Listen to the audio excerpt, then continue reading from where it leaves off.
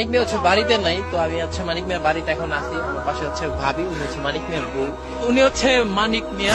সাদ ইবনে Muadh রাদিয়াল্লাহু তাআলা একদিন নবীজিকে বলছে, ইয়া রাসূলুল্লাহ, আমি যদি কোনোদিন আমার স্ত্রীকে দেখি পর পুরুষের সাথে 1 মিনিটের জন্য কথা বলছে, আমি আমার তরবারি খাত থেকে বের করে এক কোপে গর্দান ফেলে দেব। অবশেষে আমরা হাজবেন্ড ওয়াইফ কাপল ব্লগ ভিডিও বানিয়ে পেয়ে গেলাম ফেসবুক থেকে ইনকাম। আমরা ইনকাম করছি হচ্ছে কি আপনার 1 মাসে 1,44,000 টাকা। এটা হচ্ছে আমাদের 1 মাসের কাপল ব্লগের ইনকাম। স্বামী স্ত্রীর একান্ত মুহূর্ত গুলোকে ভিডিও করে করে মানুষকে দিচ্ছেন, আপনার বউকে মানুষের সামনে উপস্থাপন করছেন। কেন? অ্যাডসেন্স করে কিছু পয়সা কামাইতে হবে সেজন্য।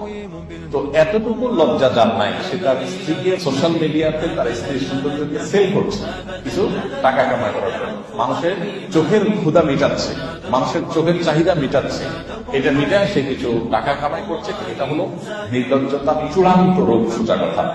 আজকের এই ব্লগে আমরা যে চ্যালেঞ্জটি খেলছি সেই চ্যালেঞ্জটির নাম হচ্ছে never have I ever challenge. আর রেডি গাইস?